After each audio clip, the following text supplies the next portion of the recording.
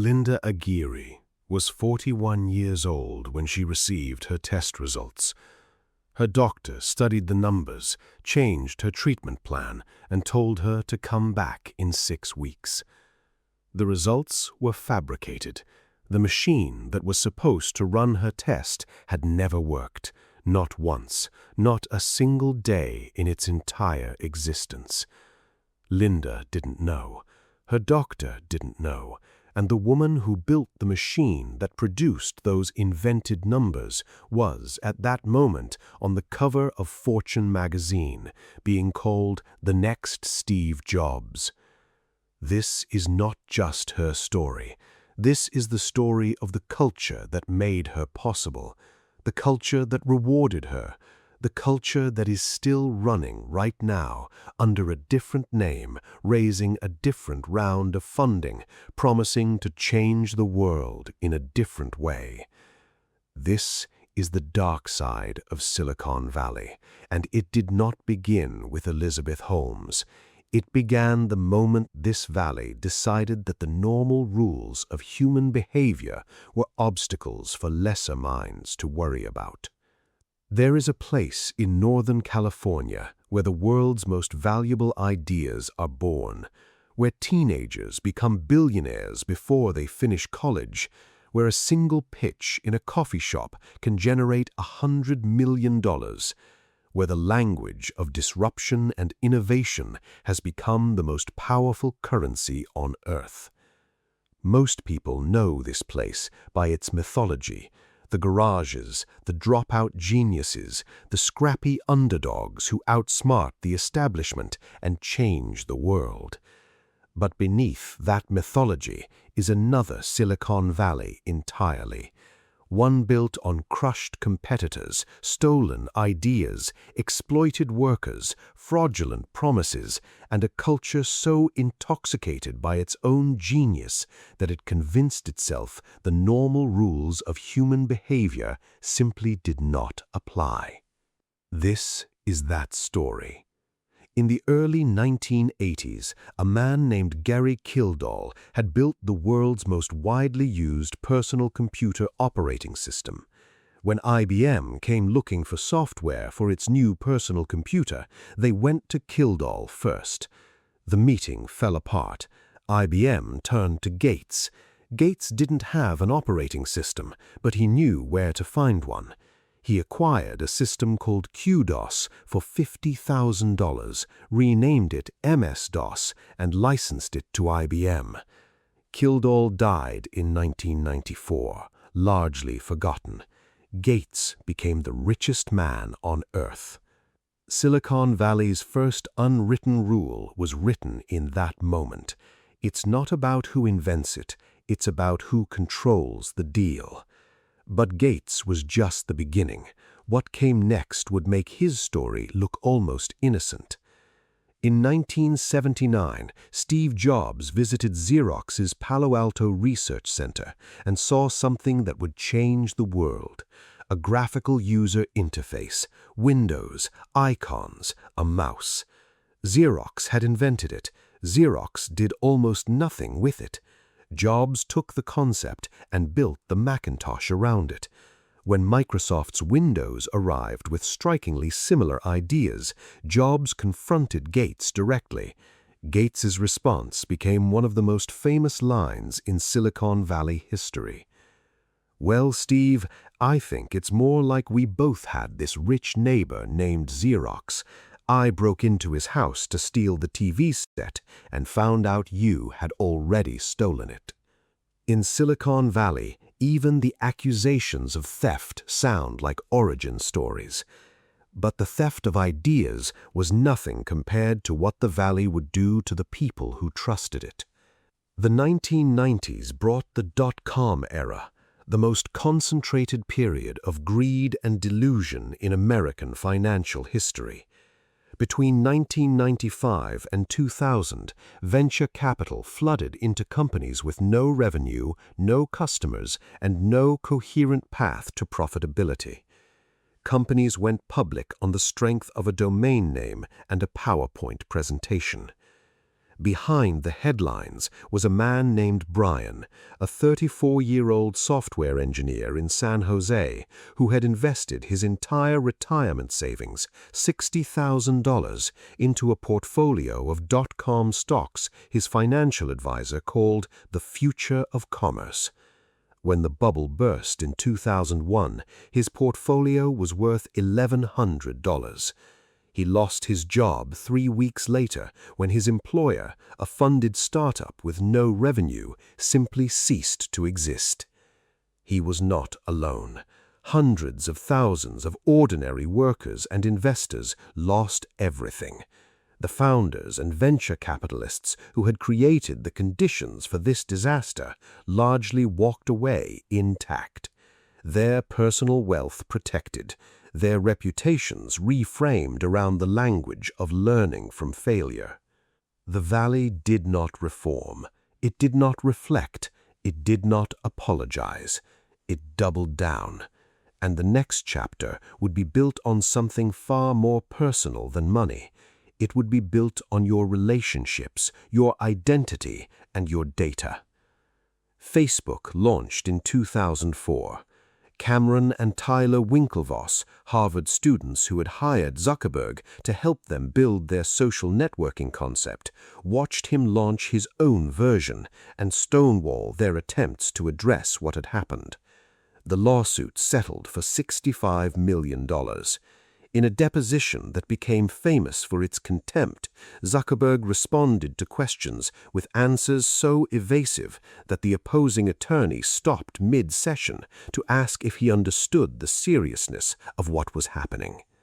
Zuckerberg called the film that dramatized the episode inaccurate, but the portrait it painted of a culture where relationships are transactional, loyalty is temporary, and only the product matters was not seriously disputed by most people who had worked inside Silicon Valley's founding companies. The workers who built these products were learning something similar. In 2010, a Department of Justice investigation revealed that Apple, Google, Adobe, Intel, and others had entered into secret non-poaching agreements, promising each other not to recruit from one another's workforce, artificially suppressing the salaries of tens of thousands of engineers who had no idea the agreement existed. The companies settled for $415 million. Not one executive faced criminal charges. Wage suppression, data exploitation, legal intimidation of workers who raised concerns, these were not the failures of Silicon Valley's culture, they were its operating system. And no story demonstrated that more completely, more devastatingly than the story of Elizabeth Holmes. Holmes founded Theranos in 2003 at 19 years old, dropping out of Stanford with a vision so compelling that it attracted former secretaries of state, military generals, and billionaire investors to her board. The pitch was extraordinary, a device that could run hundreds of medical diagnostic tests from a single drop of blood, faster and cheaper than any existing technology. It was a lie, not a misunderstanding, not an overpromise, a deliberate, sustained, years-long lie that reached inside the bodies of real patients and altered the course of their lives. Linda Aguirre was one of them. Her Theranos blood test results had not been generated by the revolutionary Edison device. They had been produced by a standard commercial analyzer hidden in a back room, and in some cases, numbers had been adjusted to fit within expected ranges. Her doctor changed her treatment plan based on data that was, in the most literal sense, invented. Linda made decisions about her health, her medication, her body, based on numbers that did not correspond to any reality. She was not alone. Thousands of patients received Theranos results during the years the company operated. Some changed medications, some underwent additional procedures, some lived for years with anxiety about conditions they may never have had. none of them were ever told. Holmes maintained the deception through extraordinary personal charisma, aggressive legal intimidation of anyone who raised concerns, and a culture of secrecy so extreme that employees in different departments were forbidden to speaking to each other about their work. The investors who funded her, people who had built careers on rigorous due diligence, largely failed to demand basic scientific validation. Why? Because Holmes had mastered the Silicon Valley mythology so completely that questioning her felt like questioning innovation itself. She wore the black turtleneck. She spoke in the cadence of Steve Jobs. She talked about changing the world. And in Silicon Valley, the language of changing the world had become so powerful, so intoxicating, that it had become a weapon the most sophisticated investors on Earth had no defense against. Holmes was convicted of fraud in 2022. Patients like Linda were left to wonder what decisions had been made on their behalf based on numbers that were simply not real. The Theranos scandal should have been a reckoning.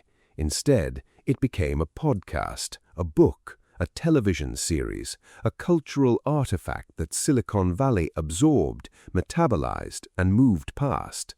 Because the system that created Elizabeth Holmes was still running, and it had already found new hosts.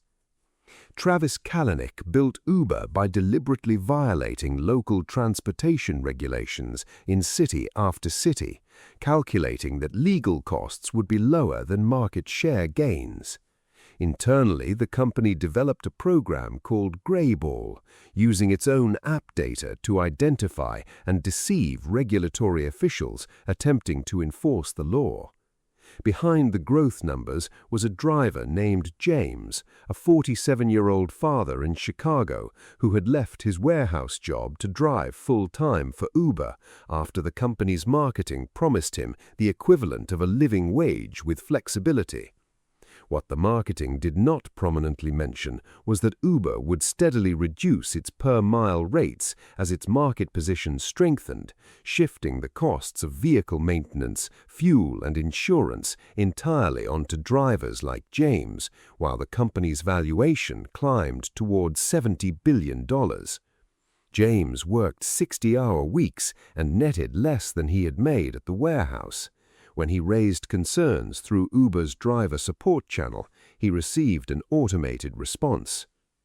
Adam Neumann then convinced sophisticated investors that renting office space by the desk was a paradigm-shifting technological revolution.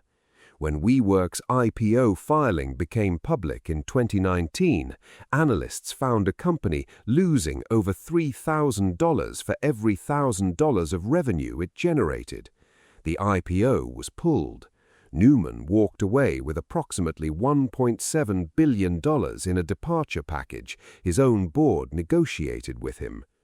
A 26-year-old WeWork community manager named Sophia had relocated from Denver to New York for the job, drawn by the company's language of building a community and changing how people worked.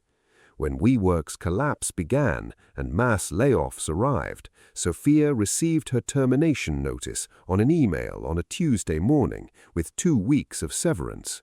She had signed a lease on a New York apartment she could no longer afford. The company that had talked endlessly about human connection had none left for the people who had believed in it most. And then came cryptocurrency, perhaps the largest transfer of ordinary people's savings into sophisticated insiders' pockets since the dot-com collapse. The promise was decentralization and financial freedom. The reality, in many cases, was a smaller group of people in San Francisco and Miami telling a larger group of people around the world that the magic internet money would only go up. When FTX collapsed in November 2022, $8 billion of customer funds had been used to cover the trading losses of a connected hedge fund. A 28-year-old teacher in Ohio named Marcus had put $32,000, money he had saved for 3 years, into FTX, persuaded by the platform's marketing, its celebrity endorsements, its founder's carefully constructed public image as a philanthropist trying to save the world. When FTX collapsed overnight, his account showed zero. The withdrawal option had been disabled. The money was gone. Sam Bankman-Fried was convicted of fraud and sentenced to 25 years in federal prison. Marcus is still paying off the credit card debt he accumulated in the months after the collapse.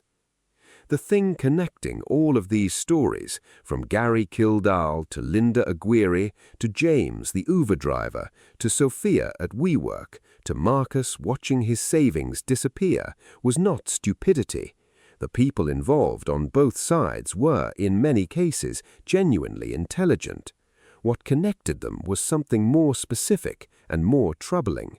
A culture that had constructed an identity so powerful, so seductive, so wrapped in the language of changing the world, that it had become effectively immune to ordinary moral reasoning that prevents most people from lying, stealing, and destroying others' lives for personal gain. Silicon Valley told itself a story. The story was that the normal rules don't apply here because what we're building is too important. The story was that moving fast and breaking things was a philosophy, not a confession. The story was that founders who bent the law were visionaries, not criminals, until the evidence became impossible to deny. And the most dangerous thing about that story is not that Silicon Valley believed it. The most dangerous thing is how many people outside Silicon Valley wanted to believe it too.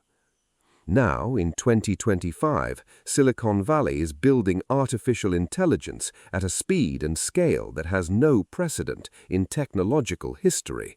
Hundreds of billions of dollars are flowing into companies making promises about capabilities that have not been demonstrated, to timelines that have not been validated, towards applications whose consequences have not been seriously examined. The language is the same as it has always been. The certainty is the same. The suggestion that this time the normal laws of economics and ethics don't apply because what's being built is simply too important is exactly the same. The investors are the same. The venture capital firms are the same. The culture is the same. And somewhere right now there is a version of Linda, a patient trusting a result. A version of Marcus, a person trusting a promise. A version of James, a worker trusting a platform. A version of Sophia, a believer trusting a vision. They haven't lost everything yet. The collapse hasn't arrived yet. The founder is still on the magazine cover. The valuation is still climbing. The dream is still intact. Silicon Valley's greatest product has never been the iPhone or the search engine or the social network. Its greatest product has always been the dream itself, the idea that somewhere in a garage in Menlo Park, someone is building something that will change your life forever. And the dream is real enough often enough to make everything else invisible, until it isn't, and by then the founders have already moved on to the next one. The dream has always been the product, and in Silicon Valley, the product never stops shipping.